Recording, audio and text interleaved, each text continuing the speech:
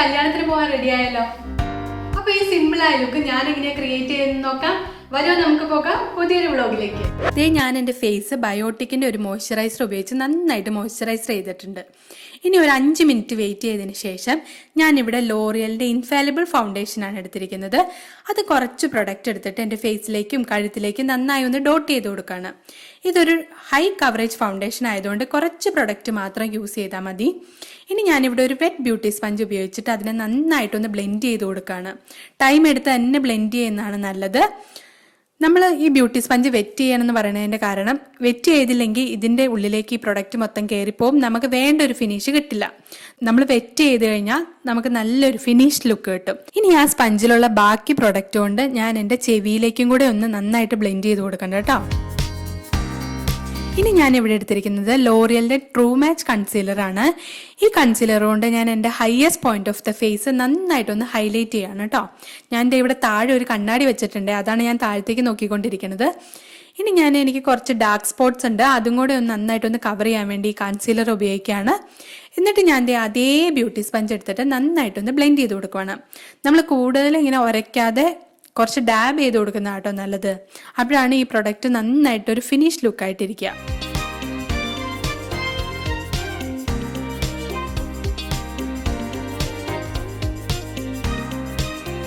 ഇനി ഞാൻ അതേ കൺസീലർ എടുത്തിട്ട് എൻ്റെ കണ്ണൊന്ന് ഹൈലൈറ്റ് ചെയ്യാൻ പോവാം കേട്ടോ. കണ്ണിൻ്റെ താഴെയും മേളിലും നമ്മൾ ഐഷാഡോ ഇടുമ്പോൾ ആ ഐഷാഡോയുടെ കളറൊക്കെ നന്നായിട്ട് പ്രൊജക്റ്റ് ചെയ്ത് കാണാനായിട്ട് ഇങ്ങനെ നമ്മൾ ആദ്യമേ തന്നെ കൺസീലർ ഇട്ട് ഒന്ന് സെറ്റ് ചെയ്ത് കൊടുക്കുന്നത് ഭയങ്കര നന്നായിട്ടിരിക്കും കേട്ടോ. അപ്പോൾ നമ്മൾ ആദ്യമേ ഇങ്ങനെ കൺസീലർ കൊണ്ട് ഇങ്ങനെ നന്നായിട്ട് ചെയ്തിട്ട് നന്നായിട്ട് അതും ആ സ്പഞ്ച് കൊണ്ട് നന്നായിട്ടൊന്ന് ബ്ലെൻഡ് ചെയ്ത് കൊടുക്കുക.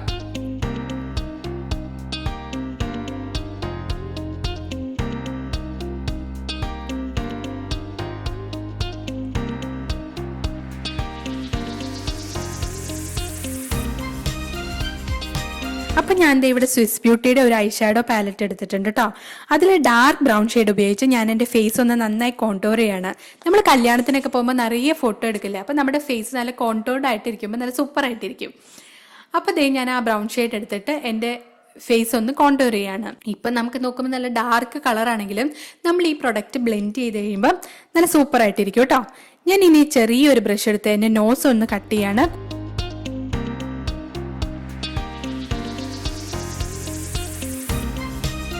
കൂടാതെ എൻ്റെ ജോ ലൈനും. എന്നിട്ട് ടൈം എടുത്ത് തന്നെ ഈ പ്രൊഡക്റ്റിനെ നന്നായിട്ട് ബ്ലെൻഡ് ചെയ്യാണ്.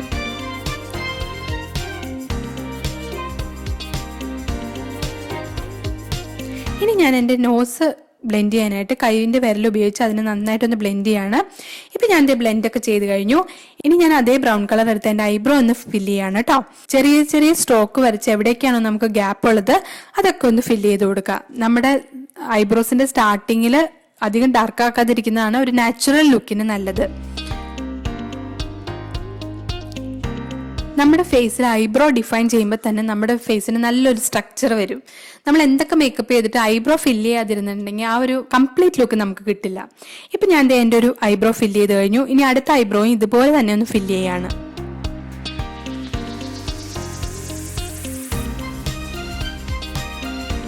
ഇപ്പം ഞാൻ എൻ്റെ ഐബ്രോ ഒക്കെ ഫില്ല് ചെയ്ത് കഴിഞ്ഞു. ഇനി ഞാൻ ലോറിയലിൻ്റെ ആ ഒരു കോമ്പാക്ട് പൗഡർ എടുത്തിട്ട് എൻ്റെ ഫേസിലേക്ക് ജസ്റ്റ് ഒന്ന് ഡസ്റ്റ് ചെയ്ത് കൊടുക്കുകയാണ്.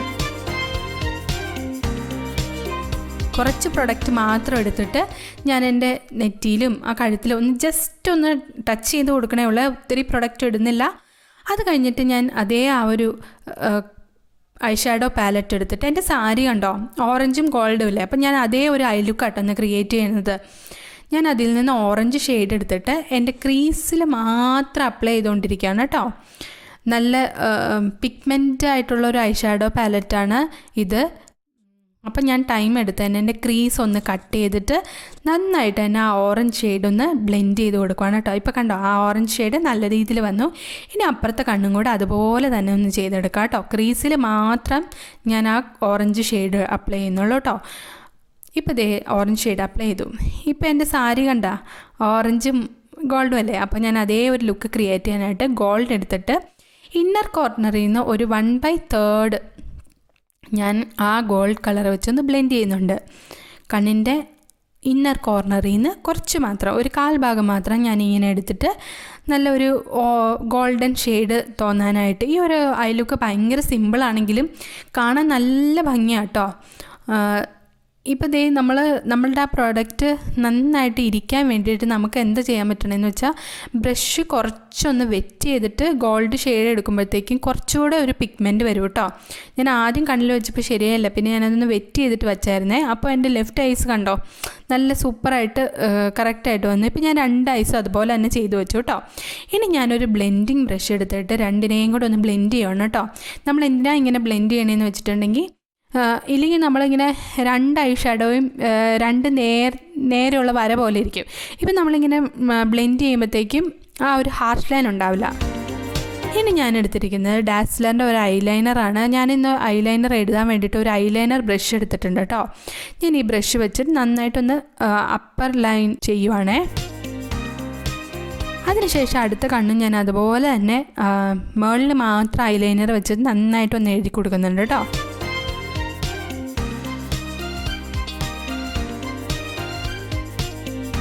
അതിനുശേഷം ഞാൻ ലാക്മേയുടെ ഒരു കാജൽ എടുത്തിട്ട് ടൈറ്റ് ലൈനും വാട്ടർ ലൈനും നന്നായിട്ട് എഴുതണ്ട കേട്ടോ. ഞാൻ ഈ ഐ ലുക്കിൽ കുറേ സ്മച്ച് ചെയ്ത് എഴുതുന്നില്ല.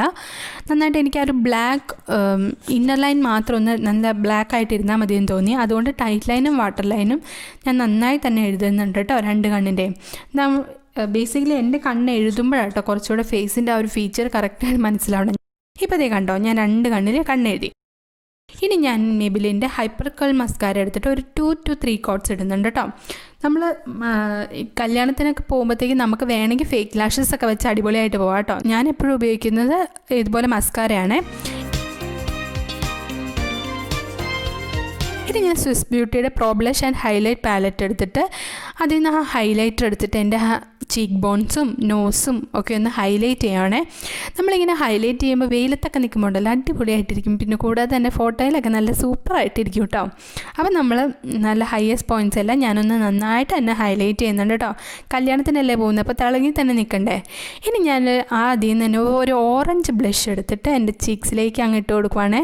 നമ്മളിതിനെ ചിരിച്ചുകൊണ്ടിരുന്നിട്ട് ഇട്ട് കൊടുക്കുമ്പോൾ എന്താണെന്ന് വെച്ചിട്ടുണ്ടെങ്കിൽ കറക്റ്റ് പ്ലേസിൽ അത് കറക്റ്റായിട്ട് തന്നെ ഇരിക്കും, നാച്ചുറൽ ഒരു ഗ്ലോ തോന്നും. പിന്നെ നമ്മുടെ മൂക്കിൻ്റെ ടിപ്പിലും കൂടെ കുറച്ച് ബ്ലഷ് ഇട്ട് കൊടുത്താൽ ഒരു നാച്ചുറലായിട്ട് നമ്മൾ ചുമന്ന് തുടുത്തിരിക്കുന്ന പോലെ ഇരിക്കും കേട്ടോ. പിന്നെ ഞാൻ ഇതേ ഒരു ലിപ്സ്റ്റിക്ക് എടുത്തിട്ട് ലോറിയലിൻ്റെ ആണ്, ഒരു ഓറഞ്ച് ഷെയ്ഡാണിത്. എന്നിട്ട് എൻ്റെ ലിപ്സിൽ ഒരു ഓറഞ്ച് ഷെയ്ഡാണ് അപ്ലൈ ചെയ്യുന്നത്. ഇപ്പം ഇതേ എല്ലാം കറക്റ്റായിട്ടോ. ലുക്ക് കംപ്ലീറ്റ് ചെയ്യാം, പൊട്ട് വയ്ക്കാം. ഞാൻ ദേ ഇവിടെ എൻ്റെ ഓറഞ്ച് പൊട്ടില്ലാത്തതുകൊണ്ട് ഒരു റെഡ് പൊട്ടാട്ടോ വെച്ചത്. ഇനി ഞാനിവിടെ ഒരു സിമ്പിളായ ഹെയർ സ്റ്റൈൽ ചെയ്യാൻ പോകണം കേട്ടോ. സൈഡ് പാർട്ടീഷൻ എടുത്തിട്ട് നമ്മൾ സാധാരണ ചെയ്യുന്ന പോലെ ട്വിസ്റ്റ് ചെയ്യുക. ട്വിസ്റ്റ് ചെയ്ത് ഈ ഹെയർ സ്റ്റൈൽ ഇതിന് മുമ്പ് ഒരു വീഡിയോയിൽ നമ്മൾ ചെയ്തിട്ടുണ്ട് കേട്ടോ. അപ്പോൾ ട്വിസ്റ്റ് ചെയ്തിട്ട് അത് ബാക്കിലേക്ക് കൊണ്ടുവന്നിട്ട് ടിക് ടാക് സ്ലൈഡ് കൊണ്ട് ഞാനൊന്ന് സെക്യൂർ ചെയ്ത് വയ്ക്കുക.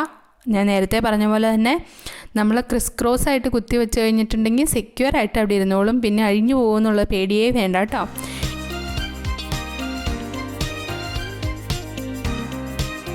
ഇതുപോലെ തന്നെ ഞാൻ അപ്പുറത്തെ സൈഡും ഇതുപോലെ തന്നെ ചെയ്യുവാണ്. ട്വിസ്റ്റ് ചെയ്യുക, ബാക്കിലേക്ക് കൊണ്ടുവന്നിട്ട് ഞാൻ അതിനെ ഒന്ന് സെക്യൂർ ചെയ്ത് വെച്ചു. ഇനി എല്ലാ മുടിയും കൂടെ ഞാൻ എൻ്റെ ലെഫ്റ്റ് ഷോൾഡറിലേക്ക് ഇടുക കേട്ടോ.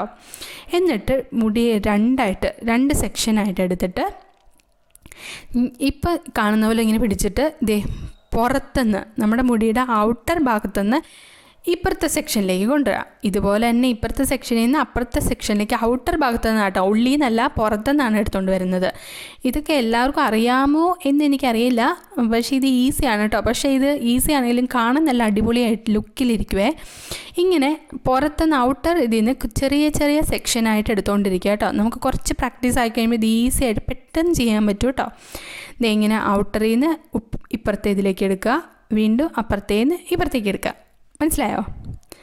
അങ്ങനെ എടുത്ത് എനിക്ക് വേണ്ട ഒരു ലെങ്ത്ത് വരെ ഇങ്ങനെ ഫുള്ളായിട്ട് അങ്ങനെ ഇങ്ങനെ എടുത്തുകൊണ്ടിരിക്കും കേട്ടോ. ഇതിനെന്തോ പറയുമല്ലോ, 4 പിന്നലോ അങ്ങനെ എന്താണ്ടാ പറയുന്നത്, എനിക്ക് അത്ര ഉറപ്പില്ല കേട്ടോ.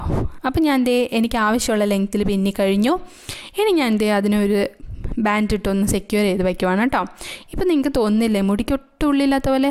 അത് മാറ്റാൻ വേണ്ടിയിട്ട് നമുക്ക് ഇങ്ങനെ ഒന്ന് വലിച്ചു കൊടുക്കാം കേട്ടോ. ഒന്നും സംഭവിക്കില്ല, നല്ല ഫുള്ളറായിട്ട് ഇരുന്നോളൂ. നമുക്ക് മുടിക്ക് നല്ല ഉള്ളമുള്ള പോലെ ഇരുന്നോളൂ കേട്ടോ. നമുക്ക് വേണമെങ്കിൽ ഒരു സൈഡിലേക്ക് മുല്ലപ്പ് വയ്ക്കാം കേട്ടോ. റെഡിയായി കഴിഞ്ഞു. കമ്മലൊക്കെ ഇട്ട് വന്നിട്ടുണ്ട് കേട്ടോ. ഇതാണ് അതിൻ്റെ ഫുള്ള് ലുക്ക് കേട്ടോ. ഇതാണ് എൻ്റെ സാരി. ഇതൊരു അടിപൊളി സാരി അല്ലേ, എനിക്ക് ഭയങ്കര ഇഷ്ടപ്പെട്ട ഒരു സാരി.